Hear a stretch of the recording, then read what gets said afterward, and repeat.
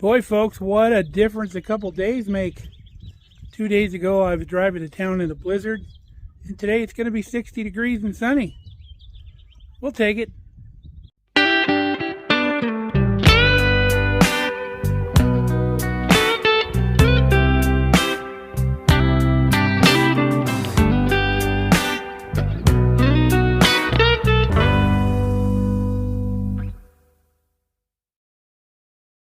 Well, today is the day.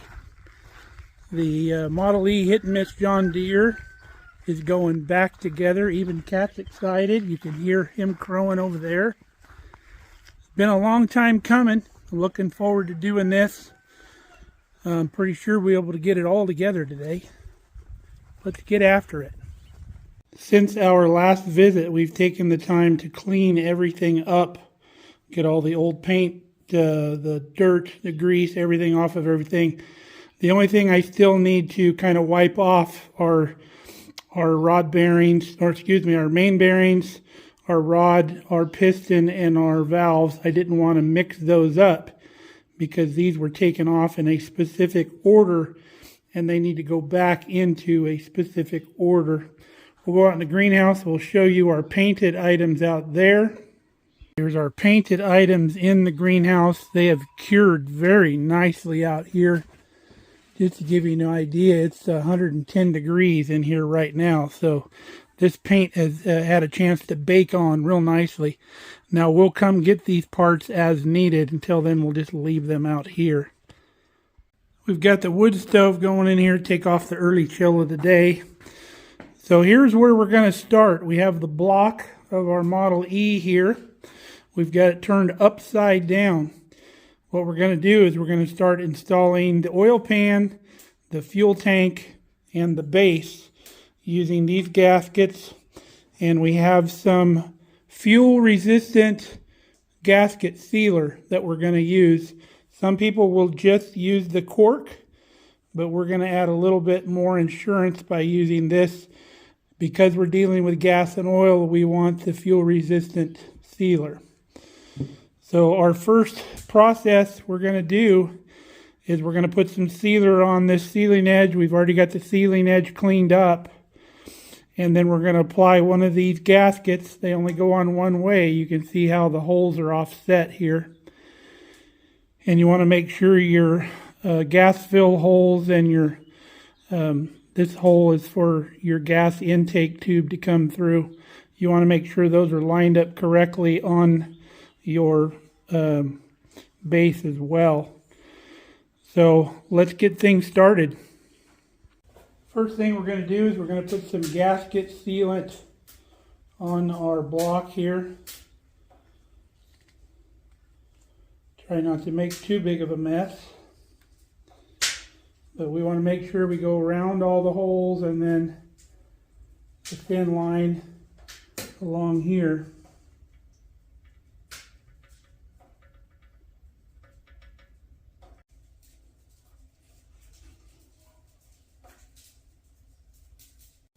All right, we got our oil pan on, and we made a pretty good mess.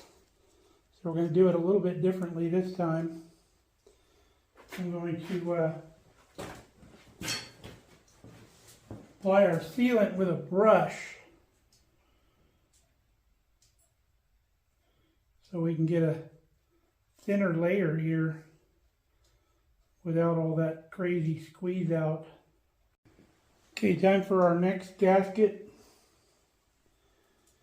Goes on this direction here, right? Nope. That's the way there.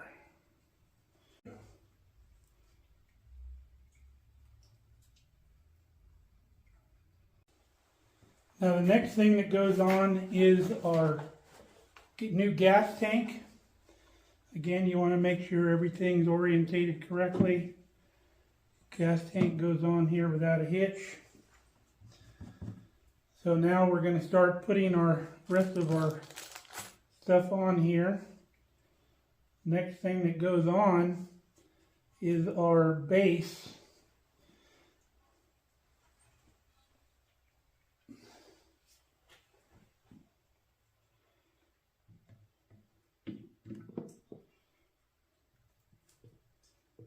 Okay, we got her all together. It was quite a process. Made a little bit of mess, but we cleaned it up. Now, I had to go to 2-inch bolts on this, and we used stainless bolts because I don't want to worry about them rusting. But even though stainless doesn't rust, they do have a tendency to seize. So I use a little bit of that on the threads. So you're going to have to go through and tighten this every now and then because that cork is going to start collapsing little by little. So just snug them up every now and then. Now, while we have it upside down, I'm going to go ahead and put our valve in our water jacket. It used to just have a plug here, but we got an actual valve where we can dump it out. So let's get that in. Our fitting in there, we used a little pipe thread compound. I didn't want to use Teflon because this gets real warm here. Now it's 1 1/16 wrench. We're going to tighten this up. I want the valve to be on this side because you remember our intake line for our gas comes through here. So I don't want our valve in the way. Okay, we got our valve in. Be careful not to go crazy tighten it, especially with that big wrench because you don't want to split your casting here. You can always tighten it later, and it's brass, so it should seal up good. Now, before we put our runners back on, we need to put our governor back together because otherwise we can't get the pin down through there. So let's do that real quick. Now to put our governor back together, we put our little rocker thing in here, and then this pin just goes down through it and goes into a hole here on the bottom. And then once that's in, you just put your cam lever right in there like that. Now before we get this in there too far, I'm going to go ahead and put our speed screw on because there's a spring that attaches way back here that's easier to get on before you put this in all the way. Now our new speed screw assembly, this spring goes on here, and then this shaft goes onto this spring, and then as we put it in, we'll feed this shaft through this hole, and then our little kind of a rubber washer goes on there, and then our speed screw goes on with the knurled part on the outside. Okay, we have our spring on our lever here. We got it connected to our speed shaft. We got the rubber washer on our speed knob. Speed knob actually goes recessed into the case. We just barely snugged it up right there. Then you put your pin down through here, wiggle the bottom around until that pin drops all the way down in there. And then you have a little pipe plug that keeps that pin from falling out once you turn the motor back over. I'm going to put a little Teflon tape just on here to make sure we don't get a little leak around here. This doesn't get as hot down here. Now we can put our lever back in there. Governor's all ready to go now. Now, before we put the skids on, I'll give these bolts up here one more little snug, and then we'll start putting these on. They just go on with carriage bolts through this area here. Now, the shorter end of the runners go to the rear. The longer end goes to the front. Okay, we got the old temporary skids fastened. We're going to flip it over now so we can start working on the top side. I'm going to flip it that way because I don't want our governor pieces to fall out. So let's get her flipped. Okay, we got her right side up. So now we did a pretty good job of cleaning the inside of the crankcase before we started putting things together. But I went ahead and I blew a bunch of stuff out of here. We vacuumed this out real good. Make sure there's no residual stuff in there. We honed the cylinder. You didn't see us do that, but it was a few months ago. We had a bead hone that we ran in there, and just to take the glaze off of the cylinder. But I'm going to get a rag now with some mineral spirits, and we're going to wipe out any accumulated dirt. And I'm going to continue to do that until the rag comes out clean, and then we'll oil that cylinder real good with just some motor oil. Kelly and the girls brought out lunch. Fantastic. It was turkey and avocado on a croissant. Thank you, baby. Welcome. Now, a toilet brush is the perfect size for this bore. I just put a shop rag around it, and then we just spin it, going through the bore. Then once we get it clean, we'll do the same thing with an oily rag. Re-oil that cylinder. It comes out the other end. Pretty clean. Okay, now that the cylinder's been cleaned and oiled, we are going to start putting our crank area together. First thing will be our bottom crank bearings. Make sure you don't have any kind of lip on here on the outside. Clean up your bearings. We're using the old ones because there was absolutely no play in them. And if there was a little play, we would just remove a shim because there's shims that go here also. But we'll make sure these are cleaned up and we'll put our bearings in here. Okay, everything cleaned up. We got our lower bearings in. We're going to go get our crankshaft and flywheels. Now there's timing marks on our governor gear here. There's 2 of them. Let's try to find them for you. Okay, there's one right there. See it? And then there should be one right here. So when the cam gear notch or mark is lined up with this, your one should mesh with your Magneto gear should be straight up here. So we're in the right position. So we'll bring the crank in and we'll line this one up with our crank gear mark. Okay, can you see those 2 timing marks are lined up? One's on the tooth, one's between the tooth. The other one is straight up and down over here for the Magneto. So we're timed right where we need to be. Okay, next thing we need to adjust is our end play. So you want to line up your gears here. Make sure you're not hitting your crankcase with your gear or anything like that. And then push your lower bearing out to where you're almost touching that spacer. You don't want to touch it per se, but right close to it. Same thing over here. So you don't want your crank to move back and forth this way. That was the only play that we had when we took this motor apart. There was absolutely no play in our main bearings or our rod bearings. Now that we have our cranks and our flywheel in, it's time to start putting our spacer shims in same way we took them out. Now they say to make the shims push all the way up against the crank, and then that may leave a little gap here in the back. So they say here in the back, to keep oil from seeping out, you should put some type of sealer in there, whether it be RTV or stuff we use for the gasket, just to fill that little slot there in the back. Okay, we used our paintbrush just to put a little tiny bit of sealant back there, and now we'll drop the shims in, push them right up against the crank. Okay, we put a little more sealant back there after we got our shims in to make sure that back corner is full. So now we're going to oil this crankshaft up here a little bit, put the top of our main bearing on here, and then we'll put our main bearing cap on that and just barely snug it down. Okay, one side done. We're flush here, come down real nice. So we're going to do the exact same thing to this side. Okay, our crank is in. Got no wobble up and down. We've got no in play side to side, but we don't have it too tight.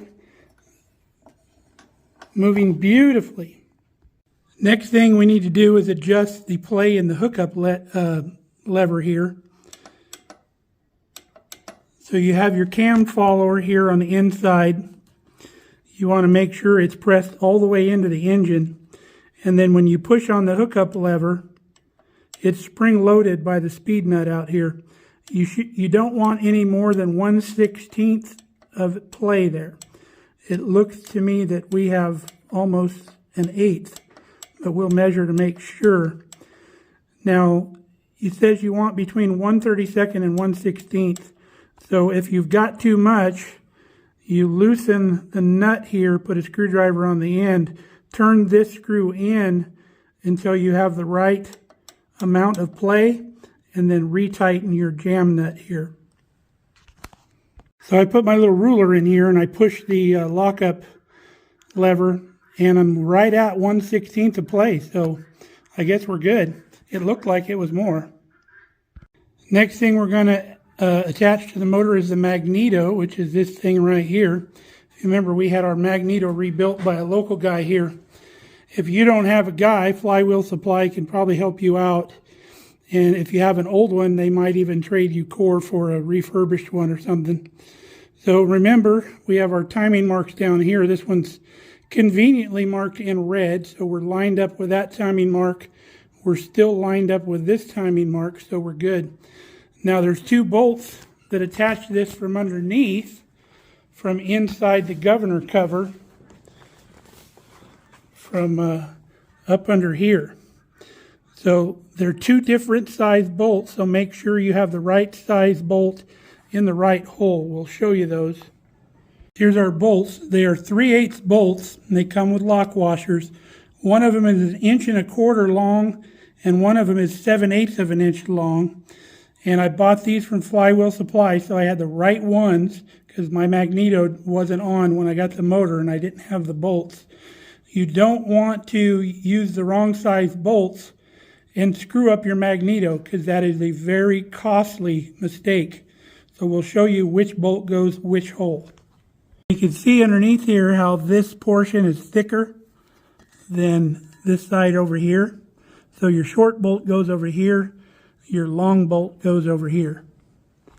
The next thing is trying to tighten those because they're in a pretty precarious position. Now this is the reason God made 12-point wrenches. So end wrench, 12-point, you can tighten this one. This one here, however, has this little flange back here that doesn't allow a wrench to get in here. And you can't get enough on your open end to do it. So you have to take an old beater 9/16 wrench and do that to it. You basically grind off the whole corner almost, and then it will get past that flange, and then you can tighten your bolt. Now do not over tighten these bolts, because the metal in the bottom of this Magneto is not tough. It's lightweight, kind of pewter looking stuff. So just to where you close the lock washer is about all you need. Now the Magneto is installed. You still have screws here. There's 3 of them, one here, one on the other side.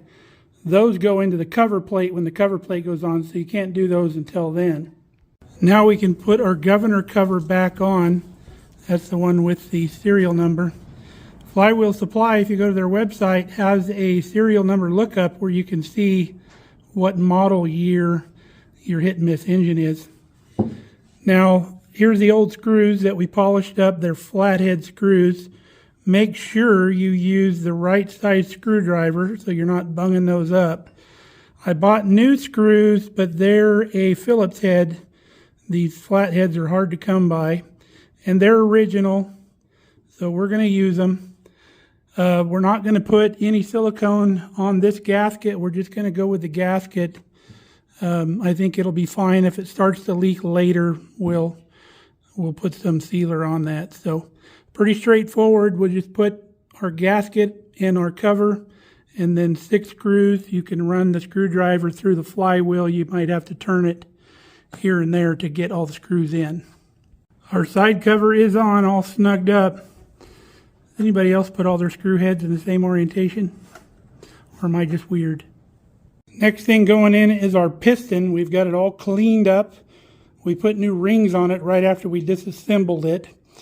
Now there's an oil slot right here on one side of the piston. That has to go up. So you can see our rod is aligned vertically. So slot is up, and then you want to clock your rings. I like putting this one here at 3 o'clock, this one, middle one at 12 o'clock, and then this one here at 9 o'clock. You don't want a ring opening on the bottom because that allows too much oil to drain out. Now, we made sure these rings were the right size ones because you can buy different sizes for oversized piston sleeves in here, but we had a standard sleeve, so we have bought standard piston rings. So the way you test your piston rings is before you put your piston in, squeeze your ring together to where the gap closes and see if it slides into the bore. If it slides into the bore with no problem, you have the right size rings. If you slide it in and there's still a gap between the ends of the rings, your rings are too small. They need to be bigger. So we've got this clocked right. We've already oiled the cylinder. Now you don't need a ring compressor for this because the front side of the cylinder here is tapered. So as the piston goes in, it automatically compresses the rings as it goes. Our piston is in. You need to squeeze the rings just to get them past this outer lip here, just to get it inside. They pop in real easy. Just got to make sure that they go in. And then you slide it in while you hold the other side. You hold the rod bearing side with your hand so it's not pushing on anything back there. And then once you get all three of your rings inside here, give it a good bump with your hand. And then I use this dead blow hammer just to tap it gently to get it started the rest of the way in there. Now, next thing we're going to do is we're going to undo our rod cap here. There's shims in there and there's those bearings. So we can rotate our crank to match up with that now. We don't have to move the piston in and out. We can just rotate this, seat it in there, and then put our rod cap on. Make sure you put your shims in the same side, same order that they were in before. We'll clean the cap up and everything when we have it out. We've got everything cleaned up real nice. We wire wheeled all the bolts and everything. Cleaned up all the shims, cleaned up the rod cap, made sure we didn't change orientation of anything. Now, this rod cap has 4 shims on one side, 5 shims on the other. When we get it together, if we find there's any play in there, we would remove a shim from this side that's got 5, and then would be 4 and 4, and then we'd try that. And then we'd remove another shim. At that point, it wouldn't matter which side, unless the thicknesses were different, until it's snug but not tight. So we're going to start getting these in. You just put your bolts in from the back side here. Sometimes you got to spin them a little bit. And then put your shims on. You can see the shims have a flat side and a rounded side. So like that would go up like that when they go in. So I'll get this put together. Got our bolts and our shims on. Lots of oil at this point. Then we're going to put our bearing cap and then our rod cap on there, or our outer bearing in our rod cap, then our lock washers, then our nuts. Okay, rod cap is on. So take your flywheel, try to rotate it back and forth. If there's no play in there, you're not going to feel it wiggle. So let's give our flywheel a little spin here. Everything moves real good. We're in good shape. Next thing to put on is the head, but we got to put the head back together first. So we'll do that. Okay, we got our head. We cleaned up our valves a little bit. There's no play in this valve in the guide. And you can see this is the exhaust valve because it's in line with the exhaust. This is the intake valve. It's in line with the intake. Your exhaust valve has the heaviest spring. We bought brand new springs. So we'll set the springs over. Now these are held on with a washer and a cotter key. We're going to use new cotter keys. And then looking at our washers, you can see how the cotter key is almost cut all the way through the washer. So we don't want to reuse that because that's going to break. We'll get 2 brand new washers. Okay, our valves are installed. 5/16 washer was the ticket. Got 2 brand new washers, 2 brand new cotter pins. Now we can mount our head to the motor, because before we put all the rocker arms and everything on, the head nuts are a lot easier to tighten. Now before you install your head gasket, take a little gun grease, get some on the tip of your finger and rub a light film over the whole thing on both sides, and then apply it to the motor. Okay, your gasket's all greased up, ready for the head to go on. Now the head goes on like this with the intake straight down. Get it slid onto our bolts here.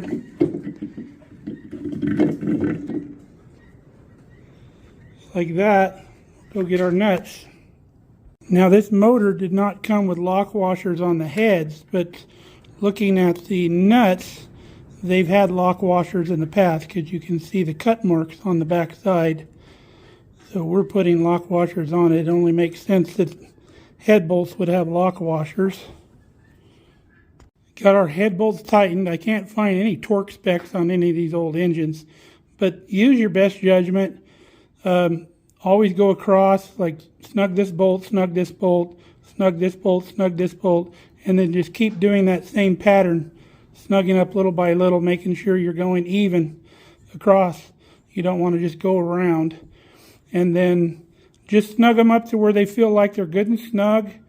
You don't want to be stretching the threads on your bolts or anything like that. It doesn't have to be crazy. Now that we've got our head on, the next thing we're going to do is we're going to install our rocker arm or exhaust arm. There's a spring that goes on here. There's also the rod that goes back in here into the governor case. We'll put all that together. We have to put the trip arm on that rod before we install that. All right, here's our rocker arm. It goes on underneath this with this threaded bolt with the greaser on top. Spring goes on here. Spring hooks over this side of the arm, and then once you get it close, this part of the spring you push back and clip over this part here. And then once you get it all the way on, you have a jam nut that goes on top that jams against here. You want to leave this just to where it's barely loose but not wobbling around. Now before we get too far along, there's an adjustment push screw that goes here and the exhaust rod. We'll fit all that together before we tighten everything up tight. So the spring on your trip lever is a little tricky. This is how it goes. Just like this. There's a longer side to the trip lever bushing that it's connected to. That's the side the spring goes on. This lever comes over the top and underneath, and then this lever connects here, and then it sits like this, so the spring action wants to keep that up like that. Now the other thing you want to make sure of, see how the trip lever is offset? You want it off to the left if you're looking from the back of it.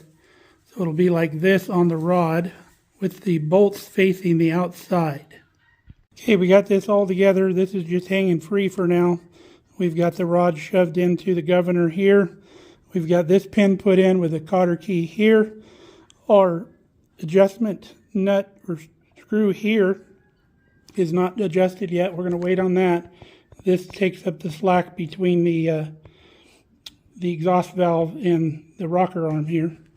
So next process is to put on the igniter.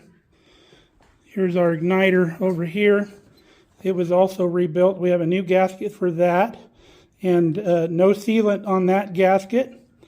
And we've got some new bolts to put it in with. The igniter's on. We didn't have any lock washers. I'll pick some up tomorrow. So now we can start setting our timing and everything with our lever. We can set this up and we can set our adjustment screw here and all that. Okay, we're going to start adjusting this thing. Turn your flywheel clockwise until the line for spark is just above your push rod here. And then take your trip lever, run it against your igniter notch here. It should be spring loaded. It'll rest right up in there. And then tighten these two screws. So that adjusts for our spark. So as this turns, this will push through, which will trip your igniter, and then it'll pull back and then reset. Let's show you how that works. Push it through. Comes back and then resets. Just like that. So we'll show you what's next. So now we need to set our exhaust timing. So we're going to turn it clockwise some more until where it says exhaust open is right here, also in line with this. Then we'll adjust our screw over there that hits the exhaust valve. Okay, you see we're lined up with exhaust open. So we come over here. We run our adjustment screw into where it just touches the exhaust valve. And then you tighten the jam nut right here. And then that is set. Next we need to time the magneto. So to make sure your magneto is in time, there's a little piece of rod or whatever this is called right here. You put your finger on it. You turn your flywheel in the direction it runs, which is clockwise, and you're going to have to put your finger back here. And then as the igniter trips, you will feel this go into a notch in there and start coming back out about the same time the igniter trips. and that means your magneto is in time. We did that, and it's perfect. Now, if this drops in before the magneto trips, you would want to run the arm a little bit forward until it coincides. Okay, next thing, install your drain tube and cap in the bottom of your motor here in front of your governor cover. And then we came back and we just dumped our oil in all over our gears and stuff right in through here.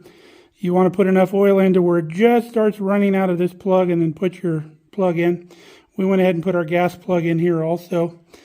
So now I'm going to start, we're going to button up this top cover up here. So putting our cover on, your top bolt up there is a longer bolt.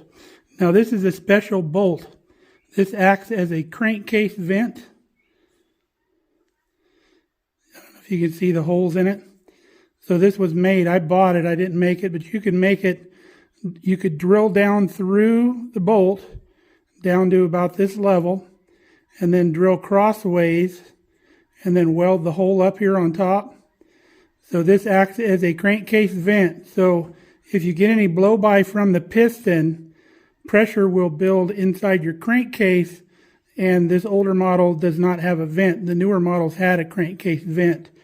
So this acts as a vent to keep pressure from building up in here, because if we build up pressure, it's going to start puking oil out everywhere it can get out, because the whole thing will be under pressure.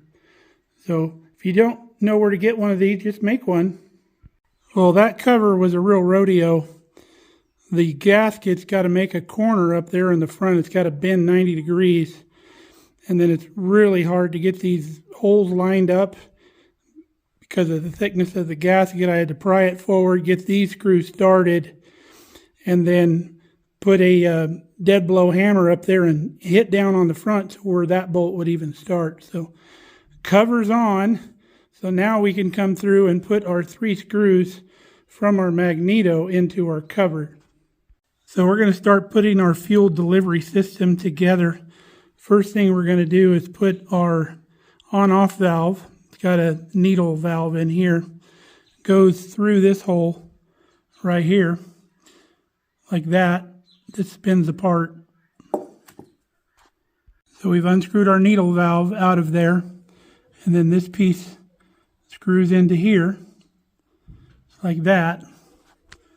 And then our needle valve with the spring goes right here.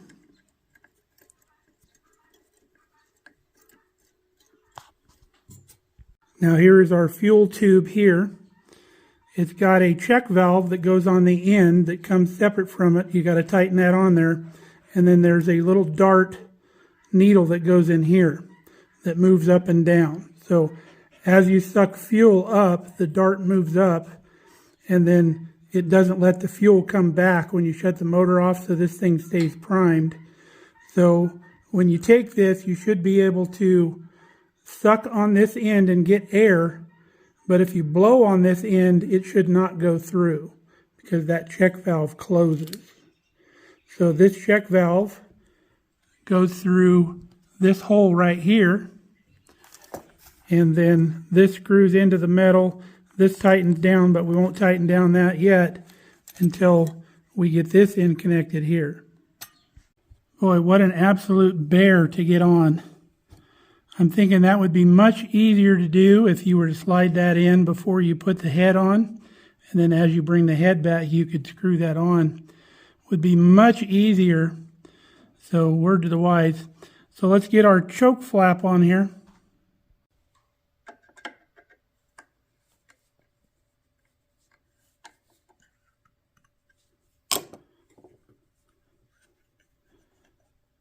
All right, there we go.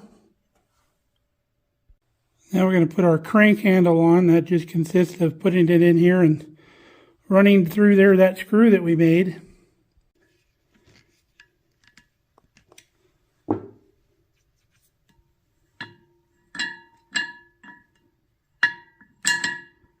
Perfect. We ran our igniter wire. Just a little 3/8 nut there. Make sure you hold the nut underneath and then use like a nut driver on top. You don't want to break that stud off of there. and then just strip this into the wire, and then you just push in this tab here and slide the wire in. You're good to go. The only thing left is the exhaust. We're going to paint this high heat black, but it just screws right here into the head. And we're complete other than one thing. Stickers. That's the final touch. This thing's together. Do a little walk around here. You got the patent sticker on the top.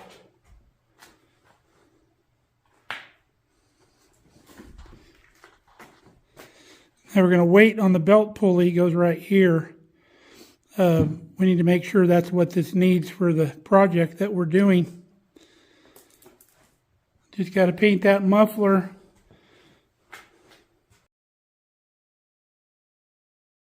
Now another good thing about getting that done today is I have my welding table back. Been missing that thing.